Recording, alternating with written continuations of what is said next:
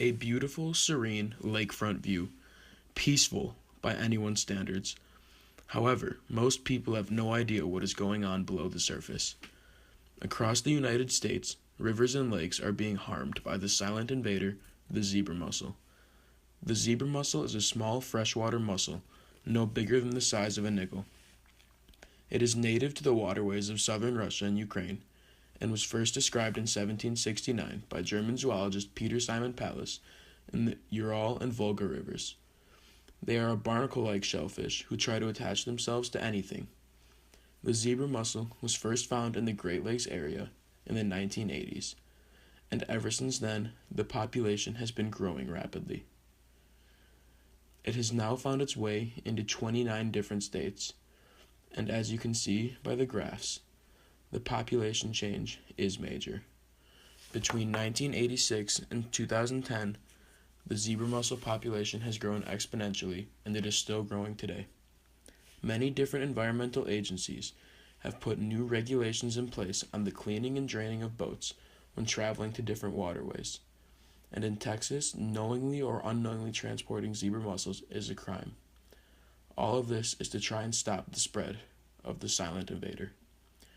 Recently, my team and I were able to go down to the local piers on our lake, Geneva Lake, in southern Wisconsin, to see if we could find zebra mussels and to get more first-hand information on their abundance and impact on the ecosystem. We did not have the ideal equipment to collect zebra mussels, only 2 small fishing nets, but after seeing their abundance, we knew that a small fishing net would suffice. As we were walking up to the pier, we noticed a handful of dead fish floating along the beach line. Although this cannot be directly attributed to the zebra mussel, it can be speculated that since zebra mussels eat phytoplankton, as do many lower-level fish, the zebra mussel could have led to the death of these fish due to a decrease in the food supply. The day that we filmed this was not ideal, only 40 degrees and rainy, but we were still managing to find zebra mussels attached to the shells of snails, as seen here. All the zebra mussels in this area were pretty small. However, these zebra mussels can have a major impact on the ecosystem. Each day, zebra mussels can filter up to 1 liter of water, and as they filter this water, they collect phytoplankton, which they consume as food.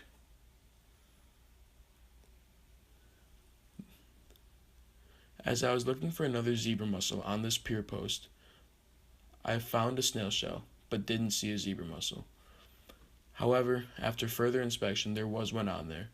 It was just almost too small to notice. Even a zebra mussel this small, where it barely stands out on my finger, can have a major environmental impact, especially when zebra mussels are in the abundance they are in the lake. After seeing how many zebra mussels there were in this one small area, it was a bad sign for Geneva Lake. Over all of our days of collection, we were able to find different snail shells containing 3 to 4 and sometimes even 5 different zebra mussels on one shell. We even found zebra mussels as big as a penny. This was quite amazing because we were only able to look in such small sample sizes. We were also able to obtain footage a diver took of a shipwreck in Geneva Lake. As you can see, there are thousands of zebra mussels stuck on this one ship. As mentioned earlier, one of the main environmental impacts of the zebra mussel is that they consume phytoplankton, which basically means that they are destroying the food web of an entire ecosystem. The zebra mussels outcompete other fish who rely on phytoplankton for food, causing a decline in their population, which causes the next trophic level population to decline due to a lack of food as well, and the vicious cycle continues. There are many people who try to claim that zebra mussels make the water cleaner. However, it only makes it clearer, not cleaner. The chemicals that were in the water previously are still there, but they are clear, unlike the phytoplankton, so the water looks clear because the phytoplankton are consumed by the zebra mussel. The clear water disrupts light-sensitive fish, who have to go deeper, and allows more vegetation to grow, giving shelter to smaller fish to avoid predator fish. In addition, the zebra mussel also brings in other species like the Asian carp and gobies that consume zebra mussels.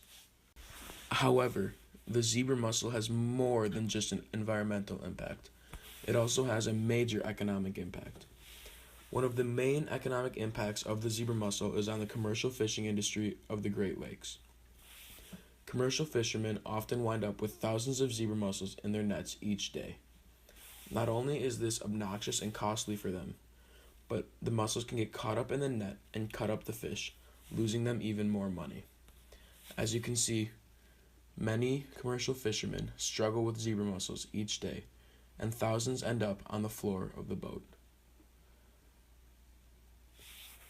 This abundance can lead to them being dumped back into the lake or disposed of, depending on the fishermen. Some even take them back for studies. Another major economic impact is the clogging of pipes, which cost the government $60 million last year and is estimated to cost $3 billion over the next 10 years. Zebra mussels also have a great social cost. Many people cut their feet on the sharp edges of zebra mussels and can acquire tetanus. So in many places, it is recommended to wear protective footwear in the water if you don't want to risk your health. The other main cost is in the leisurely fishing industry. Zebra mussels can cause the decline of fish that are desirable to the casual fishermen, and this casual fishing brings in a lot of people to lake communities each year, which can help circulate more money throughout the local economy and benefit everybody. So I guess the last question is, how can this problem be solved? The most important thing that you can do is properly drain and wash your boat when transferring it between waterways. Other than that, it is necessary that you follow local and state regulations on invasive species and report any invasive species such as the zebra mussel that you see. There is really no way to fully halt the growth immediately of the zebra mussel. It is important that we just try to contain them and stop their growth before they overtake every waterway in the United States. It will not be an easy battle, but the battle against the silent invader is one that can be won if everyone does their part.